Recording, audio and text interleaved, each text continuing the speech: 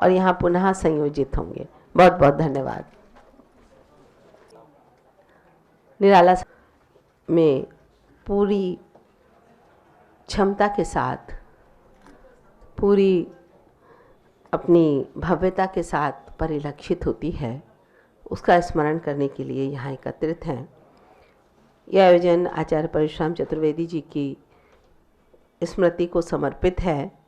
कल हमने उनके ऊपर केंद्रित एक पुस्तक परशुराम चतुर्वेदी जी के व्यक्तित्व और कृतित्व पर केंद्रित स्मृति संरक्षण योजना के अंतर्गत प्रकाशित डॉक्टर हरिशंकर मिश्र द्वारा तैयार की गई इस पुस्तक का लोकार्पण भी हुआ। आज प्रथम सत्र में हमने गुजराती में संत परंपरा के संबंध में डॉक्टर जश भाई पटेल जी का व्याख्यान सुना और बांग्ला भाषा में संत परंपरा पर बात करने के लिए डॉक्टर सोमा बंदोपाध्याय जी कोलकाता से हमारे बीच उपस्थित हुई थी। उनका भी स्वागत और अभिनंदन है।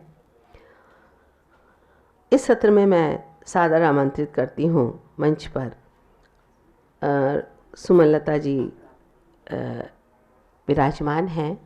साथ ही डॉक्टर अहिल्या मिश्र जी से अनुरोध, कृपया मंच पर आसन ग्रहण करने की कृपा करें। इसी क्रम में नागपुर से हमारे बीच पधारे डॉक्टर मनोज कुमार पांडे जी से अनुरोध, कृपया मंच पर आसन ग्रहण करने की कृपा करें।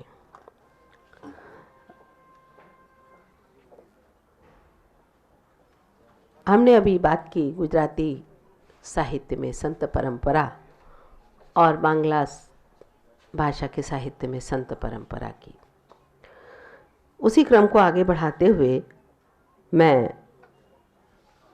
डॉक्टर सुमनलता जी को आमंत्रित करती हूँ अपनी बात रखने के लिए हमारे बीच तेलुगु साहित्य में संत परंपरा पर। आप और मैंने जैसे बताया था कि आपको भी उत्तर प्रदेश हिंदी संस्थान द्वारा सौहार्द सम्मान से सम्मानित कर हम गौरवान्वित हुए थे। कृपया करतल ध्वनि से आदरणीय का स्वागत अभिवादन करें। और इसके उपरांत, इस सत्र के उपरांत भोजन, और भोजन के बाद कुछ पदों की संगीतमय प्रस्तुति जो नीचे प्रेमचंद सभागार में होगी। आप सबसे आग्रह है कि हमारे ऐसा आयोजन को सफल बनाने में अपना सहयोग दें। और डॉक्टर सुमनलता रुद्र झला जी से आग्रह कि अपनी बात रखें।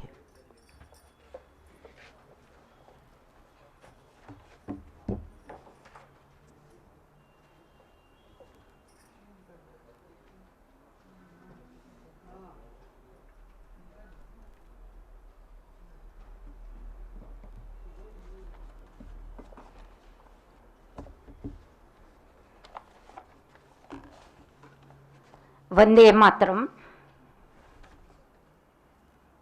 आज इस सूर्यकांत त्रिपाठी निराला जी की स्मृति में जो सभा भवन है उसमें मुझे आमंत्रित किया गया है तेलुगु संत साहित्य पर अपने विचार प्रकट करने के लिए। इसके लिए सबसे पहले मैं डॉक्टर अमिता दुबे जी को धन्यवाद देती हूँ कि आपने मुझ पर इतना भरोसा रखा है और मैं आशा करती हूँ कि आपको निराश नहीं करूँगी। इसके साथ उत्तर प्रदेश से मेरा बहुत लगाव है क्योंकि मैं बनारस में पैदा हुई हूँ और लखनऊ जो अंग्रेज़ी में मुझे लिखना अच्छा लगता है उसका स्पेलिंग देखिए लखनऊ हमेशा, क्योंकि 69 में जब मेरी एमफिल की थीसिस की वाइवा हुई थी, डॉक्टर सरला शुक्ला जी मेरी परीक्षक थी, तो वो हैदराबाद नहीं आ पाई हैं तो मुझे यहाँ आना पड़ा। 4 महीने के बच्चे को दूध पिलाते हुए मैंने स्तनपान करवाते हुए मैंने इंटरव्यू दिया था और बहुत बढ़िया रिव्यू उन्होंने लिखा है। ये एक हुआ है। फिर बाद में आपने सौहार्द सम्मान के नाम से आपने सहृदयता को दिखाई है, इसके लिए मैं कोटि कोटि अभिवादन करती हूँ। और आज फिर से मुझे आप सबके सामने, दर्शकों के सामने, जैसे बैंक में लिखा हुआ रहता है कि ग्राहक हमारे लिए भगवान है, तो वैसे श्रोता हमारे लिए भगवान है, दर्शक हमारे लिए भगवान है, कि मैं आशा करती हूँ कि आप सबको निराश नहीं करूँगी। अगर संत परंपरा की बात करनी है, एक प्रकार से आप मुझे थोड़ा ज़्यादा समय देंगी, वो जो ग्रेस पीरियड जैसी वाली बात है, क्योंकि एक प्रकार से अभी तक आपने बंगाल की खाड़ी में मिलने वाली गंगा की बात हुई है, और अरब सागर की बात हुई है, गुजरात से आए हुए हैं। मैं आपको विंध्य के नीचे, विंध्य को छूते हुए नीचे आपको ले जा रही हूँ, तीनों सागरों के बीच में जो भाषाएं हैं, क्योंकि ये सब ताना बाना बुना हुआ है। ऐसा नहीं कि किसी को भी हम, किसी एक फंदे को हम छोड़ देते हैं तो पूरा स्वेटर खाली हो जाता है। वैसे ही ये भाषाओं की बात है, संतों की बात है, साहित्य की बात है। और मैं आपको एक प्रकार से ले जाऊंगी उस समय में जहाँ पर बहुत पहले ही हमारे भारत में काव्य के लिए विश्व श्रेय काव्यम कहा गया है। विश्व के श्रेय के लिए काव्य रचा जाता है। विश्व श्रेय काव्यम नान ऋषि कुरुते काव्यम, ये दो बातें हैं। ये दोनों ऐसी हैं कि जो ऋषि नहीं बनता है वह काव्य की रचना नहीं कर सकता है।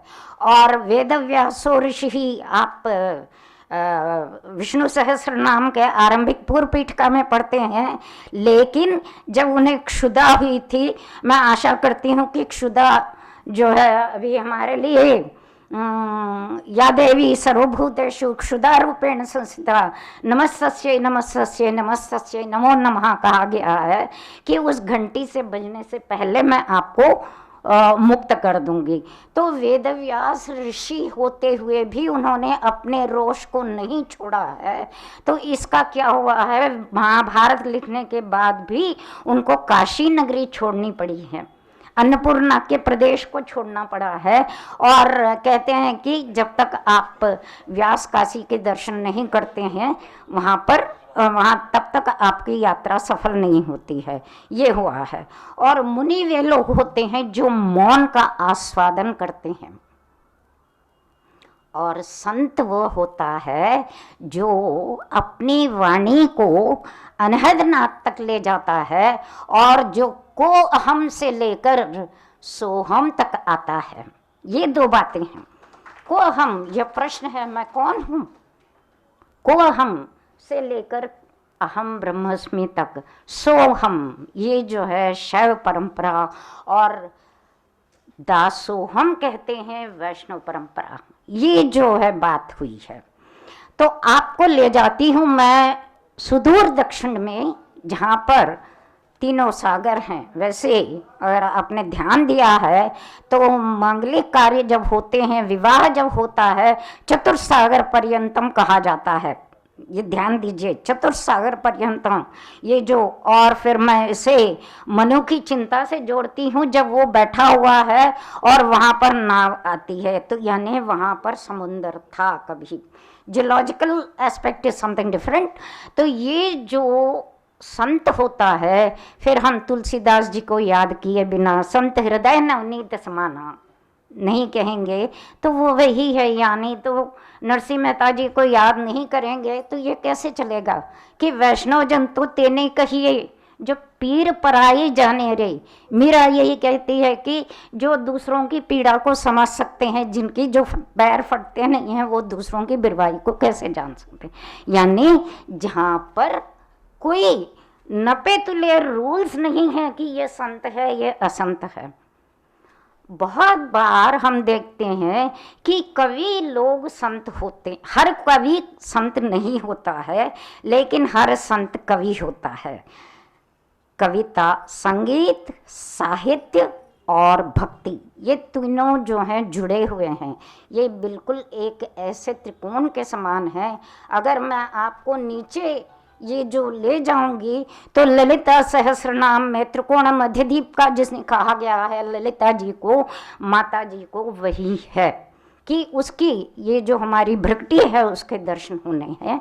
तो जहाँ पर आपने अलवारों के नाम सुने हैं, 12 अलवार हुए थे, वे विभिन्न प्रदेशों से आए हैं। पहले के 3 अलवार जो हुए थे उनमें से एक लिटा हुआ था एक प्रदेश में, और वहाँ पर घनघोर वर्षा हो रही थी, तो कोई एक दूसरा आया है, और जो दूसरा आया है तो ये पहले वाले ने उठकर वहाँ पर बैठकर उनको जगह दी है। फिर थोड़े समय के बाद तीसरा आया है, तो ये दोनों उठकर खड़े हो जाते हैं और तीसरे को जगह देते हैं।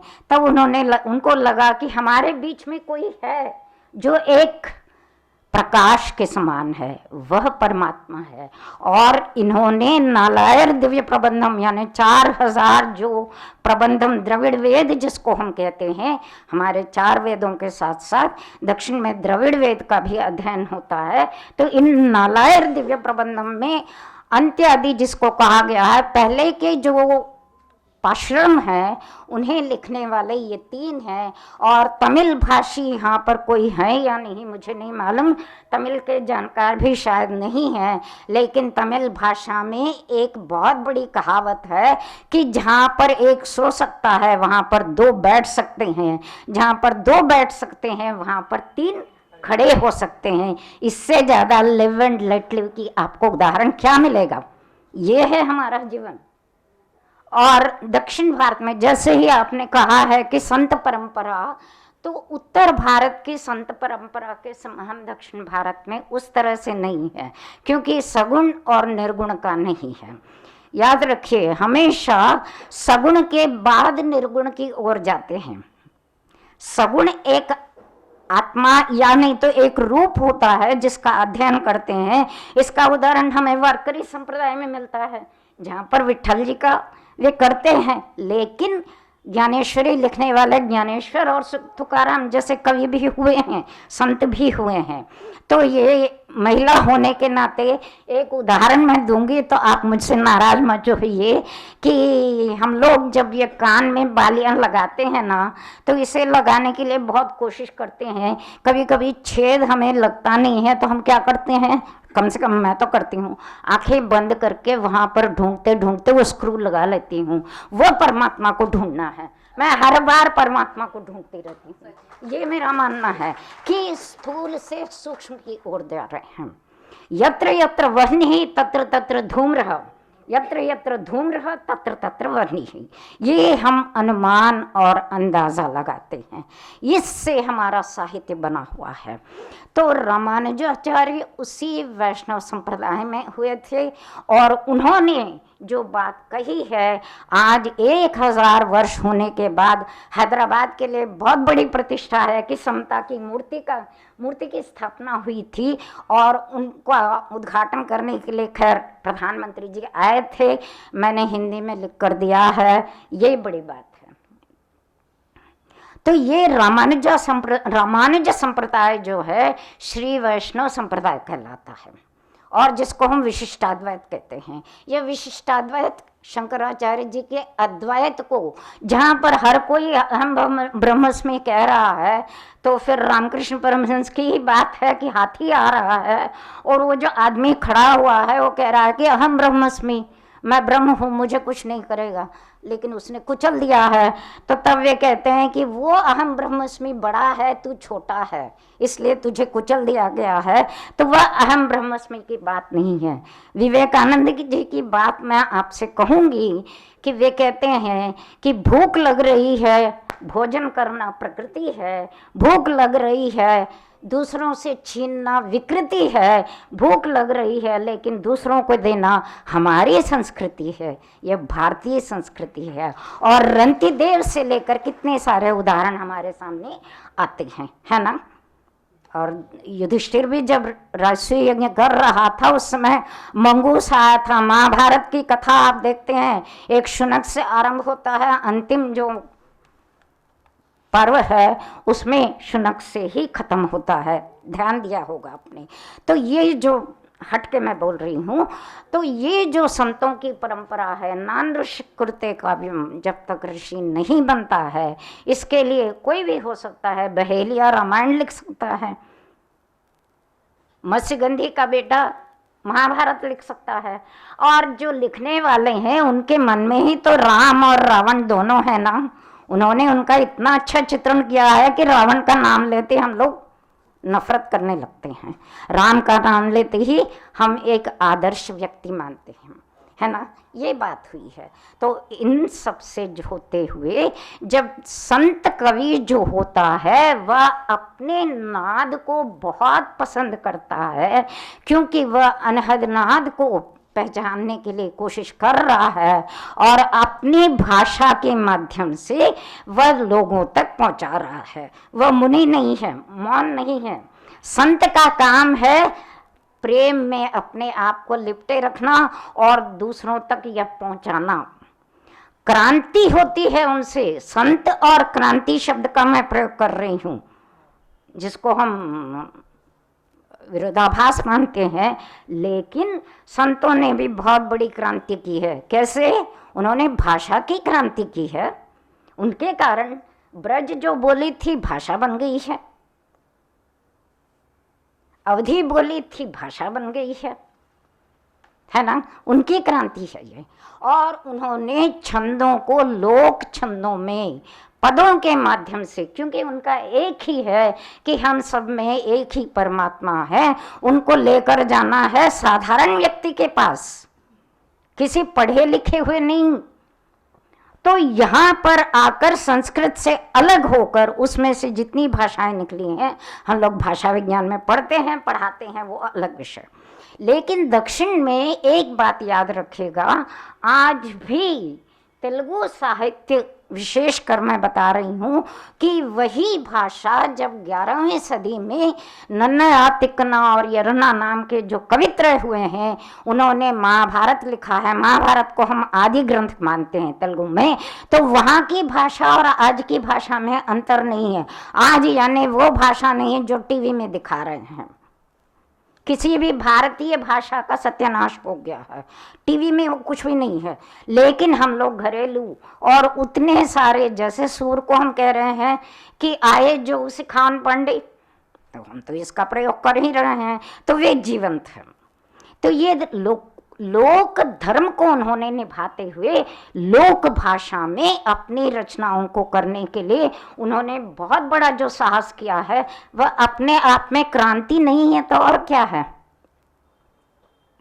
जब परमात्मा के लिए उन्होंने खोज करना आरंभ किया है तो वे अंतर्मुख हो गए हैं, अपने मन के अंदर ढूंढने के लिए उन्होंने प्रयास किया है। तो ये अपने आप में बाहर नहीं है, हमारे अंदर में ही है। तो घट घट में है वासी राम आया है ना। रामानुजाचार्य जी की श्री वैष्णव संप्रदाय का मैं आपको जो है यहाँ से थोड़ा सा हटकर मैं बता रही हूँ, जिन कवियों पर मैंने काम किया था।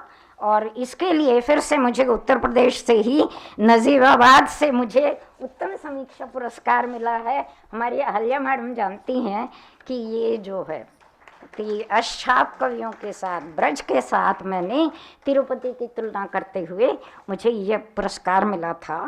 और आप में से कई लोग तिरुपति गए होंगे, थोड़े बहुत तो गए होंगे, कोई हाथ तो उठाएंगे ना। हाँ चलिए, एक जो है वक्ता होने के नाते मुझे यह अधिकार है कि आपको, हाँ देखिए यहाँ से है।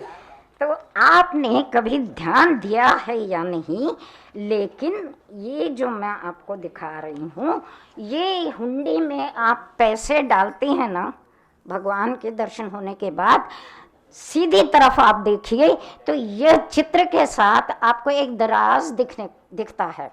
ध्यान नहीं देते हैं क्योंकि बताने वाले भी कोई नहीं है। ये जो है अपने आप में तेलुगु भाषा के लिए अभूतपूर्व एक भंडागार है, उसका नाम ही संकीर्तन भंडागार है। तो ये कैसे पता चला है कि 1940 के आसपास एक महान विद्वान हुए थे, एक नहीं बहुत सारे हुए हैं, जिन्होंने मैं आपके सामने तेलुगु साहित्य, संत साहित्य की परंपरा में तालपाक के कवियों के बारे में ले रही हूँ। तालपाक, अब जैसे कि आप जानते हैं तेलुगु भाषा में पहले सरनेम आता है, बाद में जो है पहला नाम आता है तालपाक अन्नमाचार्य। ये जो है वंश के मूल हैं और इनका गांव है जो राजमपेट तालुका यानी कड़पा के आसपास है, ये उनका गांव है। और ये जो है ये मूर्ति आपको दिखती है और ये दराज पर आपको ये मूर्ति दिखती है। इसको मैंने अपने थीसिस में भी ये सब रखा है। तो ये जो अच्छा, फिर ये वाली जो बात हुई है, ये जो बात हुई है मैं आपको दिखा रही हूँ 1400 के आसपास इस परिवार ने। और कल परशुराम चतुर्वेदी जी के बात कहते हुए आपने कहा था कि परिवार जो है लक्ष्मी को बांटने के लिए होते हैं लेकिन सरस्वती के लिए नहीं होते हैं। लेकिन मैं बड़े गर्व के साथ कह रही हूँ कि आपके समक्ष प्रस्तुत कर रही हूँ, इसलिए मैंने ये चित्र दिखाए हैं। पूरे तालपाक के कवि हैं और उनका पूरा वंश जो है 5 पीढ़ियों के लोग, यानी मैं आपके सामने प्रस्तुत कर रही हूँ तकरीबन 300 वर्ष जो पूरा परिवार है। यहाँ पे वंश वृक्ष दिया है ना मैंने, ये सब श्री वैष्णव संप्रदाय में संकीर्तनों की रचना की है। और जितने तेलुगु भाषा के छंद हैं, शैलियाँ हैं, उन सब में उन्होंने रचनाएं की हैं। रचना करना अलग है, जैसे कि तुलसीदास जी कहते हैं ना कि एक भरोसो एक बल एक आस विश्वास, वैसे भी उन्होंने भगवान वेंकटेश्वर को ही अपना एक आस विश्वास माना है। और उन्होंने ये संकीर्तन लिखना अलग है, जैसे कि दक्षिण भारत में ताड़ के पत्रों पर रचनाएं की जाती हैं। तो शुक्ल जी को फिर से मैं याद करती हूँ जो कहते हैं कि ताड़पत्र और भोजपत्र ये समाप्त हो जा सकते हैं, लेकिन लोगों की जिह्वा पर जो संगीत के माध्यम से गीत बने हुए हैं आज हमारे लिए वे सब अद्भुत रूप में हम प्राप्त कर पा रहे हैं, ये उनकी बहुत बड़ी विशेषता है। इन्होंने एक अकेले अन्नमाचार्य जी ने 32,000 संकीर्तन लिखे हैं। उन्होंने अपने 16 वर्ष की आयु में पहली बार तिरुपति चढ़ते समय उन्होंने नीचे की जो सीढ़ी है वहाँ पर उन्होंने शतक रचना आरंभ की है और अंत तक आते आते उन्होंने पूरी शतक रचना पूरी की है। और यह शतक रचना करने के बाद वे साहित्य के क्षेत्र में भी शीर्ष स्थान पर हैं, इसीलिए उनको हम संकीर्तनाचार्य कहते हैं। संकीर्तन तब तक माना जाता था और तेलुगु भाषा में जो संकीर्तन या रचना करते हैं और जो गाया जाता है उनको वाग्गेयकार कहते हैं। वाक प्लस गेय, जो लिखते भी हैं और गाते भी हैं, और आपने देखा है ये। अच्छा, इन सबके साथ साथ अगर मैं ये एक महत्वपूर्ण बात नहीं बताऊंगी तो गलत रह जाएगा। ये जो आप देख रहे हैं ना, तो तिरुपति में अब की बार अगर कोई जा रहे हैं, पुनः आप जा रहे हैं, तो वो देखने की कोशिश कीजिए कि उस दराज में ये सारे संकीर्तन पड़े हुए हैं। कैसे पता चला है कि अन्नमाचार्य जी की एक संकीर्तन एक रचना है जिसमें वे कहता है कि ఒక్క संकीर्तने चाल मम्मोधरिम मिगिले तक्किन भी भांडागारान पड़ी उंडनी, यानी एक संकीर्तन बस है, मैं आपको पुष्प के रूप में समर्पित कर रहा हूँ, बाकी सब संकीर्तन भंडार में रहने दो। ये शब्द लेकर बहुत बड़े संगीतकार और जो साहित्यिक विद्वान पंडित हैं उन्होंने ढूंढा है अपने पूरी जो शिष्य प्रशिष्य मंडली को लेकर उस दराज में वे पहुँचे हैं, अंदर तक पहुँचे हैं, लेटते हुए घिसते हुए बहुत कुछ तकलीफ उठाकर, तो उन्होंने वहाँ से संकीर्तन भंडागार से वाकई में संकीर्तन भंडागार मिले हैं। और दूसरी बात, ये जो मैं आपको दिखा रही हूँ ये सब मैंने तिरुपति अपनी काम करते समय मैंने देखा था, वहाँ पर पूरे सॉल्यूशंस में रखे गए हैं और भोजपत्र पर नहीं, ताड़पत्र पर नहीं, बल्कि ये सबके सब ताम्र पत्रों पर लिखे हुए हैं। ताम्र पत्रों पर, और यह काम किया है अन्नमाचार्य जी के बड़े पुत्र पेद तिरुमलाचार्य जी। वे 90 वर्ष तक जीवित रहे। उन्होंने भी अपने पूरे परिवार, अपनी पूरी जो है मित्र मंडली, सबके साथ साथ, देखिए जितने वैष्णव क्षेत्र हैं, मैं आपको यहाँ पर मैंने दिखाया है, जितने वैष्णव क्षेत्र हैं हर क्षेत्र में उन्होंने एक एक रचना की 6-6, 10-10 कॉपियां बनवाकर ताम्र पत्रों पर।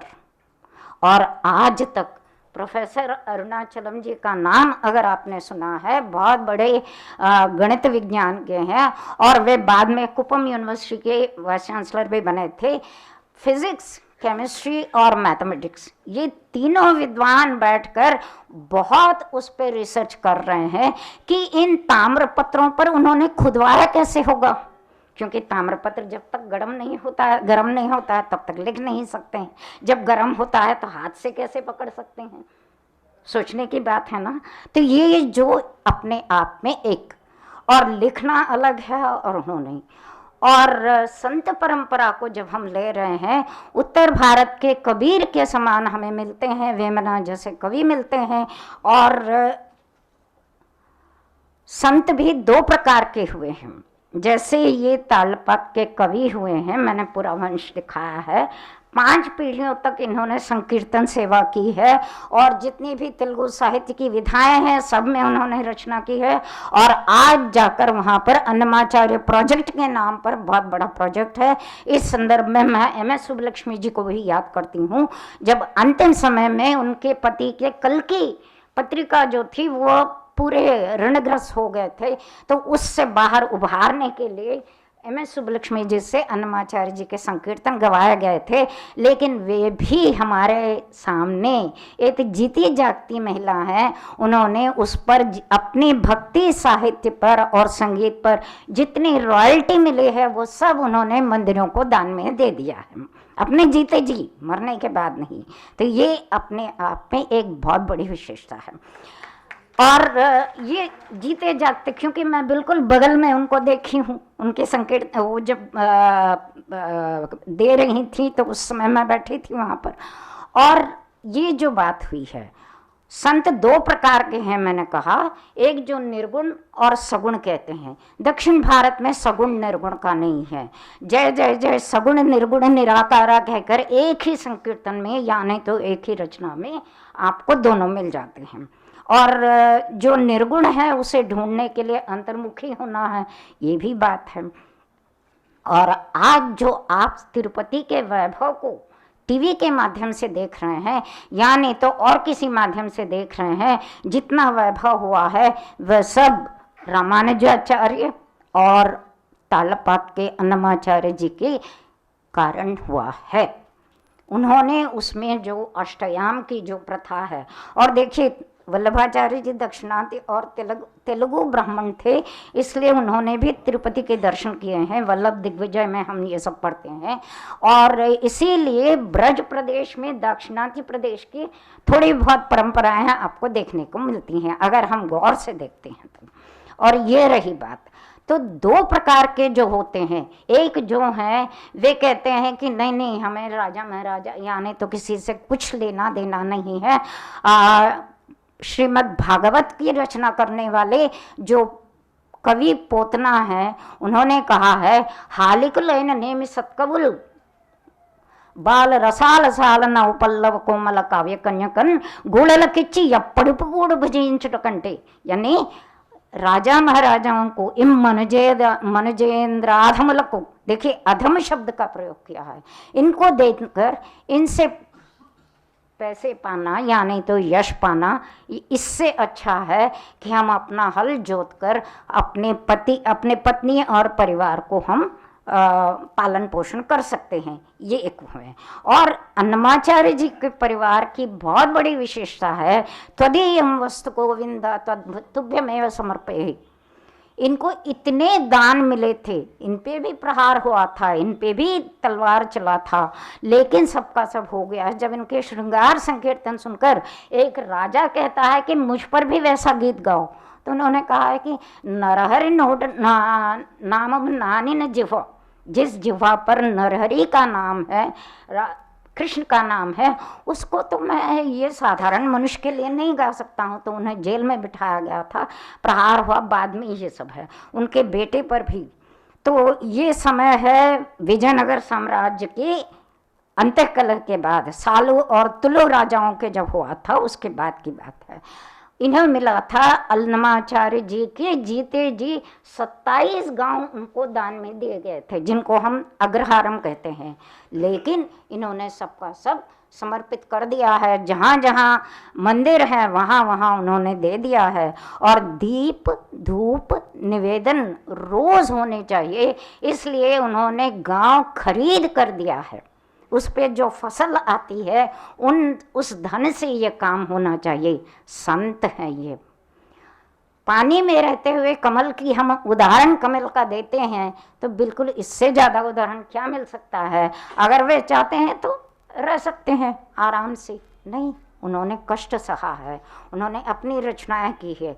और साहित्य को, संगीत को और भक्ति को, यह एक त्रिवेणी धारा है। उस धारा को बहाने के लिए उन्होंने, मंदिर उनके साधन के स्थल थे और जो भक्ति है उनके लिए साध्यता, इसे लाने के लिए। और जितनी भी मैं उनके जो जितनी भी रचनाएं हैं, मैंने आपको पूरा, आप 300 साल का आप समझ सकते हैं ना कितना बड़ा भंडागार है।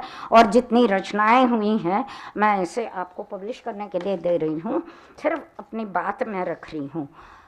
ये हुई है इनके बारे में मैंने बहुत संक्षेप में कहा है। और अहल्या मैडम जी को मैं धन्यवाद देती हूँ कि हर सभा में वे मेरे लिए मेरा परिचय इसी प्रकार से देती हैं कि भगवान वेंकटेश्वर के, बालाजी के जो लाइव यानी आँखों देखा हाल 25 साल मैंने दिए हैं कोरोना से पहले तक। 25 साल ब्रह्मोत्सव का यानी लाइव कमेंट्री। तो मुझे बहुत कुछ याद करना पड़ता है, जैसे जैसे सीन बदल जाता है वैसे वैसे मैं उसके लिए। तो आप सोच सकते हैं कि इतना वैभव है। और तिरुपति का नाम लेते ही लड्डू का नाम याद आता है ना। आप कहेंगे कि लड्डू लेकर आइए, है ना, मिठास है उसमें। तो संगीत, साहित्य और भक्ति की मिठास उसमें घुल गई है, इसीलिए इतना जो स्वादिष्ट है। लेकिन यहाँ पर एक शब्द का मैं प्रयोग करना चाहती हूँ। जानते हैं आप कि भगवान वेंकटेश्वर की जो जहाँ पर हम लोग दर्शन करने जाते हैं उसके बाद तो IAS ऑफिसर, सेक्रेटरी भी नहीं जा सकता है, केवल जो प्रधान पुजारी होते हैं वे ही जा सकते हैं। और उससे आगे जितने भी लड्डू, वड़ा, डोसा, पुलिहोरा, ददोजनम, ये जितने भी हैं वो सब वहीं से निवेदन किया जाता है, अंदर नहीं जाते हैं। जानते हैं आप अंदर क्या जाता है? केवल टूटे हुए भांड में रोज बनता है, कुम्हार बनाता है, उसमें दध्योजन यानी केवल दही चावल, सादा दही चावल भगवान के पास जाता है, उसी का निवेदन होता है। इतना वैभव अपने भक्तों के लिए है, भगवान के लिए नहीं। और जगन्नाथपुरी में भी आप देखते हैं रोज हांडियों में पकाया जाता है ना वहाँ पर, इसलिए कि हमारे हाथ के जो जितने भी हमारे श्रम को इसे नहीं जोड़ना। और तिरुपति की एक बहुत बड़ी विशेषता ये है कि उनके चप्पल एक गांव से सीधे पैर का चप्पल आता है, एक गांव से दूसरे बाएं पैर का चप्पल आता है, लेकिन दोनों में मैच होता है, दोनों वहाँ पर रखते हैं। और पद्मावती के पास जाते हैं, वो सब सारी चीज़ें हैं, उनके बारे में नहीं कह रही हूँ। संत परंपरा जहाँ पर श्री संप्रदाय, जिसको हम विशिष्टाद्वैत कह रहे हैं, विशिष्टाद्वैत जिसको हम क्या कहेंगे आप उसे, फिलोसॉफिकल वेदांत के रूप में। तो अन्नमाचार्य जी यही कहते हैं, एवरंत तलिचिना अंत मात्र में नहीं वो पिंड को दीन निपट्टू एन्नट्लू। यहाँ पे बहुत बड़ा उदाहरण, बहुत सुंदर उदाहरण उन्होंने दिया है। कापालिक आपको काल भैरव सोचते हैं, जो शक्ति के उपासक हैं वो शक्ति सोचते हैं, और वैष्णव आकुरी में तो मैं वैष्णव लो, वैष्णव विष्णु वंदरू, और शैव जो है आपको शिव समझते हैं। लेकिन जो परमात्मा है वह कैसा है, जिसकी जितनी सोच है उतने ही हैं, जैसे लोई जितनी होती है रोटी उतनी ही बनती है। इसका उदाहरण उन्होंने दिया है, इसका उदाहरण दिया है। जब मैं अपनी रिसर्च का काम कर रही थी उस समय मैंने उस शब्द के लिए ढूंढा है तो मुझे ये मिला है। और जहाँ पर विशिष्टाद्वैत को उन्होंने अपनी भगवद गीता को, विशिष्टाद्वैत को, विष्णु सहस्रनाम के शब्दों को, हर चीज़ को उन्होंने अपने 32,000 संकीर्तन केवल अन्नमाचार्य जी ने लिखा है। लेकिन दुख की बात है कि केवल आज 16,000 या 15,000 मिले हैं। और लेकिन जितने वैष्णव मंदिर हैं वहाँ पर भी इसकी कॉपियाँ सुरक्षित हैं। ये एक बात है, ये एक बात है। उन्होंने संकीर्तन भंडागार को रचकर बहुत बड़ा उपयोग, उनके संस्कृत में है और तेलुगु में है। और उनके जो पोते हुए हैं उन्होंने संस्कृत, प्राकृत, शौरसेनी, पैशाची, अष्टभाषा चक्रवर्ती की उपाधि है उनको। 8 भाषाओं में उन्होंने लिखा है। जैसे तुलसी कहते हैं ना कि जितनी शैलियाँ उतनी शैलियों में उन्होंने लिखा है। दोहे में भी लिखा है, चौपाई में भी लिखा है, रामचरितमानस है ही। उसी प्रकार से केवल हरि के नाम को जहाँ जितने तक ले जाना है, जहाँ मेरी संभावना है वहाँ वहाँ मैं इसे प्रस्तुत करूँगा। कहकर उन्होंने भगवद गीता की व्याख्या भी लिखी है, अमृत की व्याख्या लिखी है। यह केवल मैंने यहाँ पर उनके पोते परपोते तक लिया है।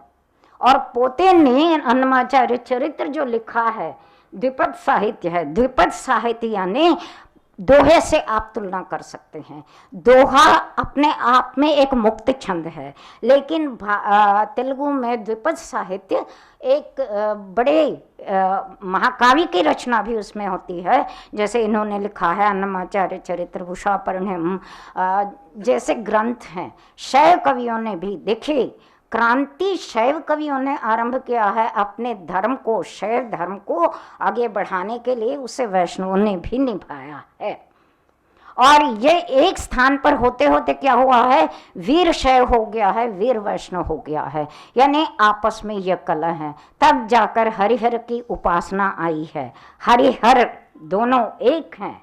और जैसे तिक्कना जैसे कवियों ने, और देखिए मैं भूल न जाऊं इसलिए मैं कह रही हूं कि ये कबीर के 700 दोहे हैं। और इन्होंने तेलुगु में अनुवाद जो किया है, अगर मैं इसे आपके सामने प्रस्तुत नहीं करूंगी तो मैं अपने आप को माफ़ नहीं करूंगी। ये मेरी रचना नहीं है। और दोनों में से एक जो है एमकॉम है और वे जो अध्यापक हैं कॉलेज में, और एक जो है स्कूल में अध्यापक हैं। और इसकी बहुत बड़ी विशेषता है, केवल गद्य में इसका अनुवाद नहीं किया है बल्कि दोहे को दोहे छंद में, तेलुगु छंद में इसका अनुवाद किया है। ऐसे इतने सारे महान लोग हैं। मेरी बात रखने से पहले दूसरों की बात रखना मेरा कर्तव्य बनता है। तो मैंने कहा कि नहीं, ये आपके सामने दिखाऊंगी। वेमना ने भी क्रांति की है जैसे कबीर जैसे। और वेमना कोई साधारण परिवार के व्यक्ति नहीं है, रेड्डी हैं, यानी उनका जो है शासक परिवार का आता है। लेकिन वे वेश्यागामी बन गए थे। तो उनकी भाभी के जितने जेवर हैं उसे लाने के लिए उसकी जो वेश्या है उसने कहा था, तो भाभी कहती है कि ठीक है मैं दे दूंगी, और उसने दे भी दिया है। वो एक शर्त रखती है कि तुम मेरी नथनी उसे दो, उसे पहनने के लिए कहो और अंधेरे में उसको देखो। तो नथनी की रोशनी में उस वेश्या को देखने के बाद वेमना में बहुत बड़ा परिवर्तन हुआ है कि वे समाज के लिए, वे कहते हैं आत्मशुद्धि लेने आचार मदियल भांड शुद्धि लेने पाकमेला चित्त शुद्धि लेने से पूज ले रहा विश्वदाभिराम विनरवेमा। ये जो है विश्वदाभिरामा जो कह रहे हैं उनका टेक है। ये आटविलदी छंद है, उसमें उन्होंने रचनाएं की हैं। और कबीर के ही समान वे भी समाज के लिए, हिंदुओं के लिए, मुसलमानों के लिए, या नहीं तो बाह्याडंबर के लिए, मूढ़ाचार के लिए जितने भी हैं उनका उन्होंने प्रतिरोध किया है। उसका जो उन्होंने कहा है निर्द्वंद रूप से हम कह सकते हैं, लेकिन उनमें एक परिवर्तन आने के लिए एक भाव जो आया है वहाँ पर वह एक कोई और नायनमार 63 नायनमार आपने देखे। अगर आप श्रीकालहस्ती गए हैं, तिरुपति जाते हैं, तो वैष्णव दर्शन के बाद आप किसी भी दक्षिण भारत के आप मंदिरों में जाइए, वहाँ पर 63 नायनमारों के मूर्तियाँ आपको दिखाई देती हैं जिन्होंने शैव प्रबंधम को लिखा है, और उन्हीं के कारण शैव साहित्य बता हुआ है। इस बीच में एक चित्र दिखाया गया था कि ये क्या है, शिव जी के ऊपर वो आदमी जो किरात है, जो बहेलिया है, वह अपना पैर रख रहा है। कितना बड़ा अपमान है। इसको जाने बिना आप इसका प्रवाह के रूप में इसे आप लोगों के बीच में छोड़ेंगे तो इसका जो है गलत वो इसलिए हुआ है क्योंकि भक्त कन्नप्पा यानी वो नायनमार है। श्रीकालहस्ती के जो मंदिर है वहाँ पर उन्होंने देखा है कि शिव जी की एक आंख से आंसू नहीं खून बह रहा है, तो उन्होंने अपनी एक आंख दे दी है, कन्नो यानी आंख उन्होंने दे दी है, फिर दूसरी आंख से भी निकल रहा है। तो उन्होंने क्या किया, अपने एक पैर को वहाँ पर रखकर अपनी दूसरी आंख को निकाल कर उन्होंने रखा है। तो ये जो है उस मूर्ति के पीछे की कहानी है, नायनमार की कहानी है, उसको हम नहीं जानेंगे तो ये जो हो सकती है। फिर ये सब होते हुए मैं कहूँगी कि अंत में उस समय महिलाएं भी हुई हैं, जैसे वेंगमांबा हुई हैं जिन्होंने वेंकटेश्वर के बारे में लिखा, अक्का महादेवी, ब्रज महादेवी हुई हैं जिन्होंने भगवान शिव को अपने पुत्र के रूप में, तो मैंने भी उसके आधार पर छोटी छोटी कविताएं लिखी हैं, वो अलग है, मैं आपको नहीं दिखाऊंगी यहाँ पर। और जो तरिगुंड वेंगमा भावे, उनके पति की मृत्यु होने के बावजूद समाज का प्रतिरोध करके उन्होंने वहाँ पर डट कर मुकाबला किया है कि नहीं, वेंकटेश्वर जैसे मीराबाई को याद करते हैं, वे हमारे पति हैं, मैं उनके लिए समर्पित हूँ, मैं विधवा नहीं हूँ, मैं हमेशा सधवा ही रहूँगी। और उन्होंने अपनी रचनाएं की हैं। आज आप तिरुपति गए हैं जहाँ पर नित्यान्नदान होता है, भोजन खिलाया जाता है ना दिन में 3 बार, तो उसका नाम जो है तरिगुंड वेंगमांबा चौल्ट्री है उसका नाम, तो उनके ही नाम पर आया है। तिरुपति जाते हैं तो हमारे लिए पेट भरने के लिए कोई आवश्यकता नहीं है, मतलब बाहर से कुछ नहीं, जैसे हम लोग बनारस के बारे में सोचते हैं। तो संत काव्य की यह परंपरा है। ये महिलाएं भी अपने अपने मुल्ला रामायणम, मुल्ला जो है वो कुम्हार के परिवार में पैदा हुई थी, उन्होंने रामायण लिखा है। उनका रामायण जो है बहुत मिठास और महिला होने के कारण उसमें वह एक नज़ा किया रहता है।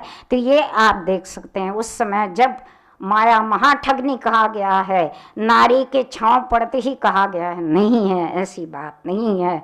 दक्षिण में भी आप आंडाल को तो जानती ही हैं, गोदा देवी को आप जानती हैं जिन्होंने तिरुप्पावे लिखा है। आज भी धनुर्मास के पूरे 1 महीना उसी का गायन किया जाता है।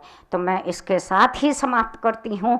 आज यहाँ पर मुझे अपने वक्तव्य थोड़े बहुत कहने के लिए मुझे जो मौका दिया है आपने, और ये पुरुषोत्तम मास है, मलमास नहीं कहेंगे, अधिक श्रावण है, ये पुरुषोत्तम मास है।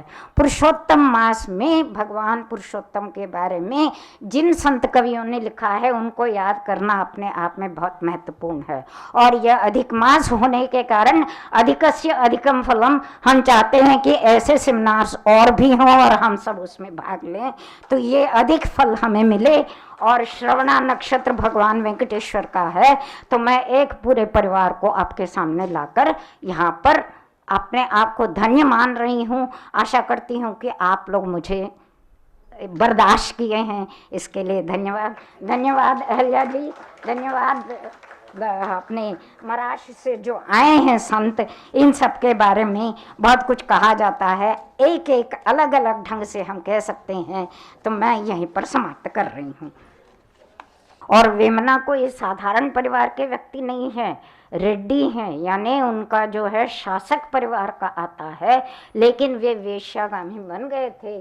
तो उनकी भाभी के जितने जेवर हैं उसे लाने के लिए उसकी जो वेश्या है उसने कहा था, तो भाभी कहती है कि ठीक है मैं दे दूंगी, और उसने दे भी दिया है। वो एक शर्त रखती है कि तुम मेरी नथनी उसे दो, उसे पहनने के लिए कहो और अंधेरे में उसको देखो। तो नथनी की रोशनी में उस वेश्या को देखने के बाद वेमना में बहुत बड़ा परिवर्तन हुआ है कि वे समाज के लिए, वे कहते हैं आत्मशुद्धि लेने आचार मदियल भांड शुद्धि लेने पाकमेला चित्त शुद्धि लेने से पूज ले रहा विश्वदाभिरामा विनरवेमा। ये जो है विश्वदाभिरामा जो कह रहे हैं उनका टेक है, ये आटविलदी छंद है, उसमें उन्होंने रचनाएं की हैं। और कबीर के ही समान वे भी समाज के लिए, हिंदुओं के लिए, मुसलमानों के लिए, यानी तो बाह्याडंबर के लिए, मूढ़ाचार के लिए जितने भी हैं उनका उन्होंने प्रतिरोध किया है। उसका जो उन्होंने कहा है निर्द्वंद रूप से हम कह सकते हैं, लेकिन उनमें एक परिवर्तन आने के लिए एक भाव जो आया है वहाँ पर वह एक कोई और नायनमार 63 नायनमार आपने देखे। अगर आप श्रीकालहस्ती गए हैं, तिरुपति जाते हैं, तो वैष्णव दर्शन के बाद आप किसी भी दक्षिण भारत के आप मंदिरों में जाइए, वहाँ पर 63 नायनमारों के मूर्तियाँ आपको दिखाई देती हैं जिन्होंने शैव प्रबंधम को लिखा है, और उन्हीं के कारण शैव साहित्य बता हुआ है। इस बीच में एक चित्र दिखाया गया था कि ये क्या है, शिव जी के ऊपर वो आदमी जो किरात है, जो बहेलिया है, वह अपना पैर रख रहा है। कितना बड़ा अपमान है। इसको जाने बिना आप इसका प्रवाह के रूप में इसे आप लोगों के बीच में छोड़ेंगे तो इसका जो है गलत वो इसलिए हुआ है क्योंकि भक्त कन्नप्पा यानी वो नायनमार है। श्रीकालहस्ती के जो मंदिर है वहाँ पर उन्होंने देखा है कि शिव जी की एक आंख से आंसू नहीं खून बह रहा है, तो उन्होंने अपनी एक आंख दे दी है, कन्नो यानी आंख उन्होंने दे दी है, फिर दूसरी आंख से भी निकल रहा है।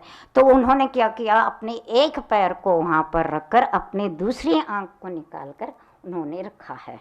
तो ये जो है उस मूर्ति के पीछे की कहानी है, नायनमार की कहानी है, उसको हम नहीं जानेंगे तो ये जो हो सकती है। फिर ये सब होते हुए मैं कहूँगी कि अंत में उस समय महिलाएं भी हुई हैं, जैसे वेंगमांबा हुई हैं जिन्होंने वेंकटेश्वर के बारे में लिखा, अक्का महादेवी, ब्रज महादेवी हुई हैं जिन्होंने भगवान शिव को अपने पुत्र के रूप में, तो मैंने भी उसके आधार पर छोटी छोटी कविताएं लिखी हैं, वो अलग है, मैं आपको नहीं दिखाऊंगी यहाँ पर। और जो तरिगुंड वेंगमा भावे, उनके पति की मृत्यु होने के बावजूद समाज का प्रतिरोध करके उन्होंने वहाँ पर डट कर मुकाबला किया है कि नहीं, वेंकटेश्वर जैसे मीराबाई को याद करते हैं, वे हमारे पति हैं, मैं उनके लिए समर्पित हूँ, मैं विधवा नहीं हूँ, मैं हमेशा सधवा ही रहूँगी। और उन्होंने अपनी रचनाएं की हैं। आज आप तिरुपति गए हैं जहाँ पर नित्यान्नदान होता है, भोजन खिलाया जाता है ना दिन में 3 बार, तो उसका नाम जो है तरिगुंड वेंगमांबा चौल्ट्री है उसका नाम, तो उनके ही नाम पर आया है। तिरुपति जाते हैं तो हमारे लिए पेट भरने के लिए कोई आवश्यकता नहीं है, मतलब बाहर से कुछ नहीं, जैसे हम लोग बनारस के बारे में सोचते हैं।